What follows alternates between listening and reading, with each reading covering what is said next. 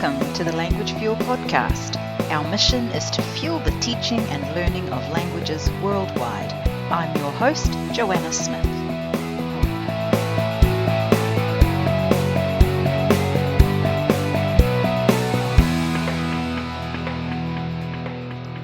Hello and welcome to the Language Fuel podcast, episode number 16. Today we're going to be looking at BYOD, Bring Your Own Device. A lot of schools are implementing devices in the classroom in various shapes or form, and from what I've read online and heard a few teachers talking about and received emails, it can actually be quite overwhelming for some teachers. They say things like, my school's introduced a BYOD program. How do I do this? How do I implement it with my classroom? Which textbook should I use to support this philosophy that my school has gone down? So it's sort of the cart before the horse in that a philosophy should be supporting teaching rather than a teaching trying to sort of fit in with the latest and greatest sort of thing.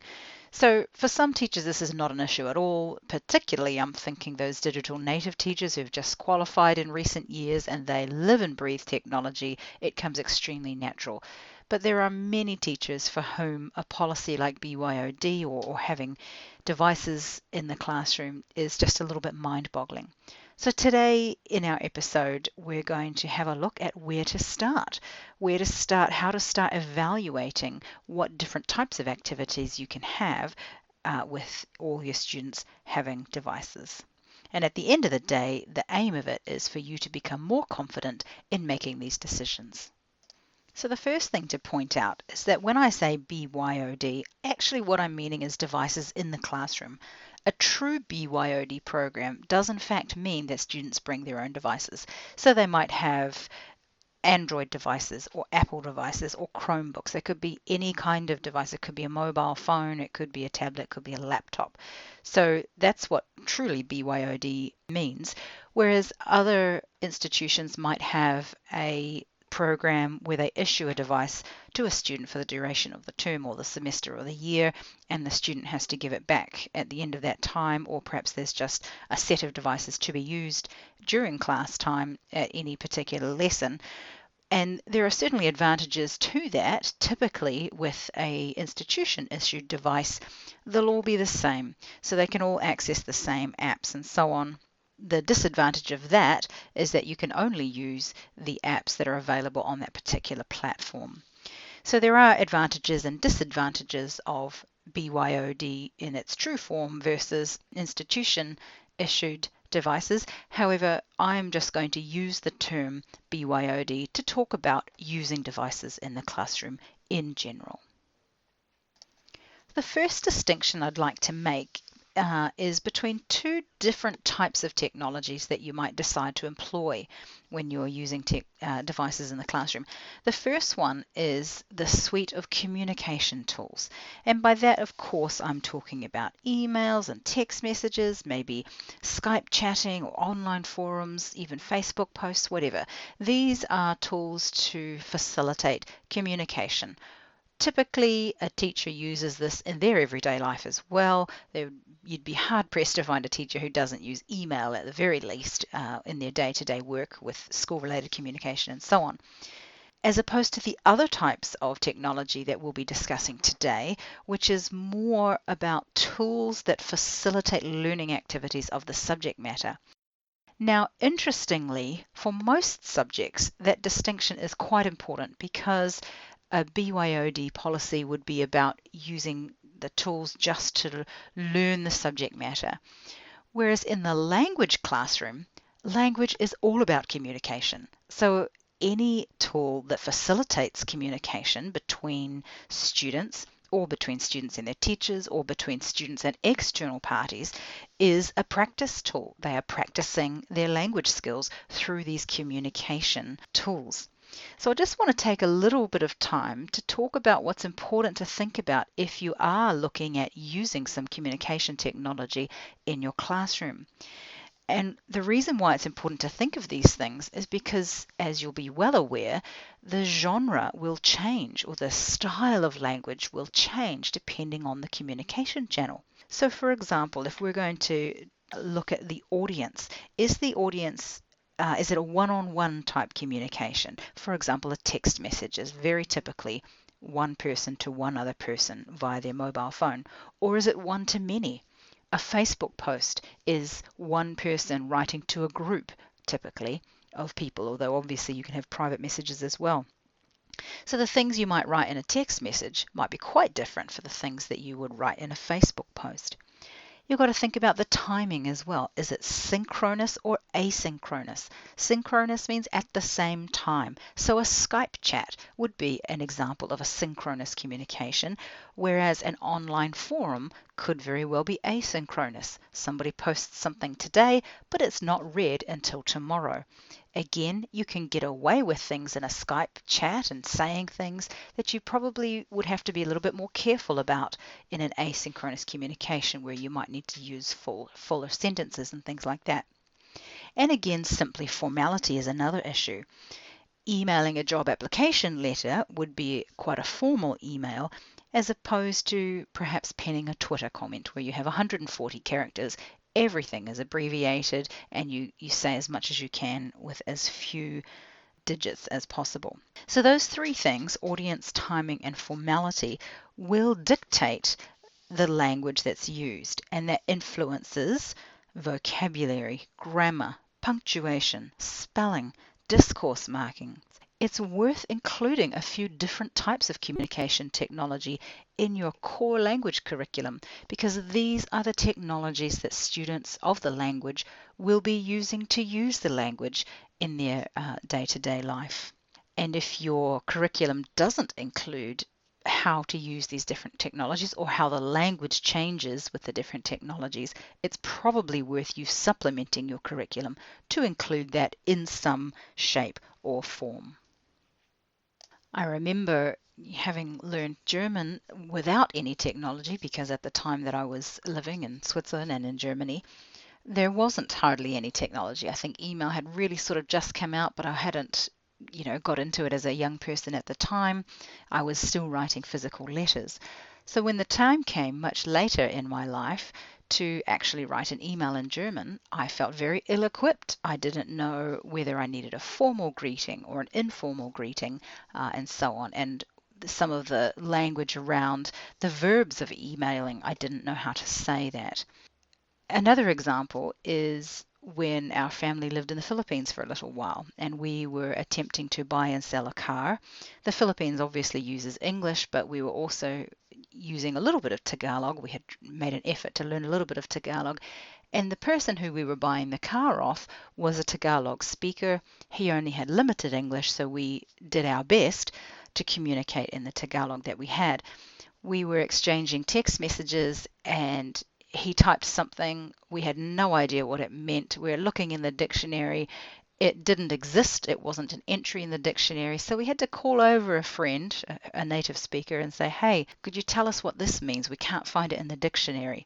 And she laughed because he had abbreviated the sounds of the word using letters, as I'm sure you could imagine. If you can imagine English text speak, sometimes there's nothing to do with the word itself. And all it was okay, sige. And it was such a simple thing. It took us hours to figure out what it actually meant. So preparing your students for these types of interactions is so vital. And, especially with the case of social media, you might want to introduce some real life texts for them, like Twitter posts or Facebook posts, which can be really motivating. The other type of technology, which is perhaps more relevant to what most people think of when they talk about BYOD technology activities, are those where the technology itself is helping students to practice certain skills in their language learning. So I've just come up with a series of 6 or 7 questions to ask yourself as you're evaluating activities. Now, if you don't know any activities to start with, may I suggest simply Googling it. I Googled it earlier this morning and there's tons and tons of pages. There's this idea and this technology and that technology. Oh, purchase this and subscribe to that. So how on earth do you go about evaluating whether these technologies are going to be helpful? These are some questions I suggest you should ask yourself to help you make those judgments.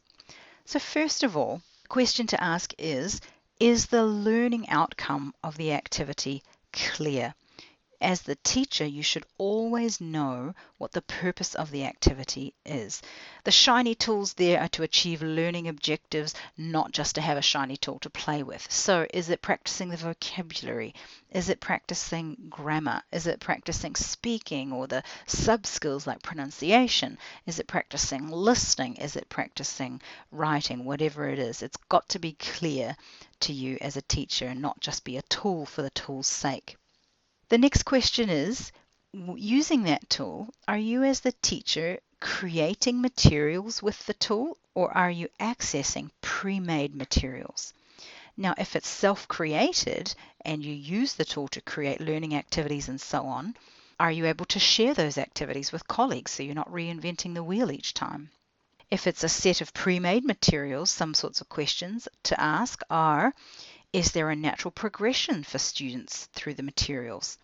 And if there is, can I easily match that progression up with my curriculum? For example, if you're following the European framework with your textbooks and so on and your assessments, which I'm assuming you'll be working towards, you'll be very familiar with the A1, A2, B1, B2, C1, C2 steps and what a student at each of those levels should be able to do. If you're using that framework, surely you'd want the pre-made activities in your tool to fit in with that so that you know what's appropriate for your students. The next question is whether or not you can monitor your students' progress in the technology. Is there a teacher login that you can use in the back end to see how the students are going? Some have them, some don't. Sometimes it's just the students on their own. So to get any indication of how they're doing, you'd have to ask the student, and that could be awkward, or it may not be truthful if they're embarrassed to tell you that they haven't got a clue what's going on or that they're struggling or something like that. The next question to ask is, can you assign work to your students? Can you choose specific activities for specific students in your class, or is it just a one-size-fits-all? Again, different technologies have the ability to do these things. The next question I'd ask is there any relational component to the activity? So again, that could be student to teacher, they could leave messages and so on. It could be student to student, peer work. Can they leave messages or interact in some form with their peers? And that could be communication, or it could be competition. Sometimes competitions are extremely motivating for students, and sometimes they turn students off. It depends on the different personalities and so on. And then of course we get to cost. Now, something could be a one-time cost, or it could be a subscription-based cost, in which case typically the budgeting for that item would be quite different. A one-off cost might come under capital expenditure, whereas a subscription base might come under operational expenditure. So again, depending on how the budget of your school works, you'd have to account for it quite differently.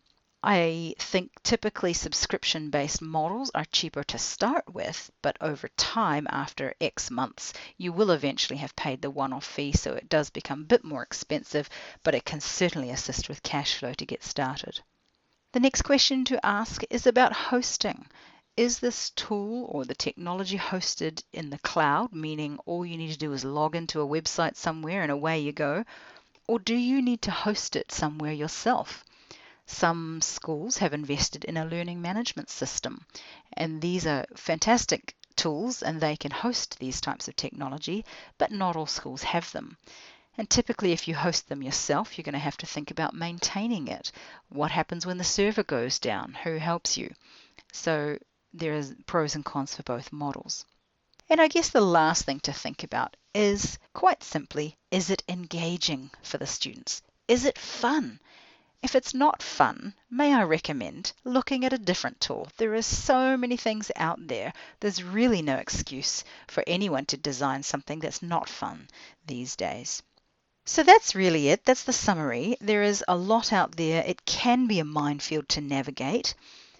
Here at Language Fuel, we are preparing a course to introduce some of the most popular tools that can be used. If you're interested in being notified when our course is released, you're very welcome to sign up to our email newsletter and we'll send you an email when it's ready to go.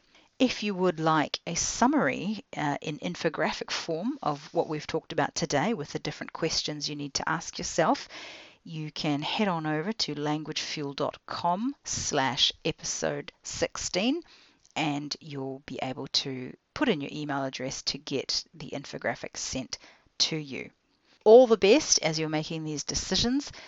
Using technology can really bring your lessons and your classroom to life, but alternately, if you're not quite sure what you're doing or how to use it, it can bring you as the teacher to your knees in terrible frustration. So it's worth spending a little bit of time thinking through some of the issues and planning for it well.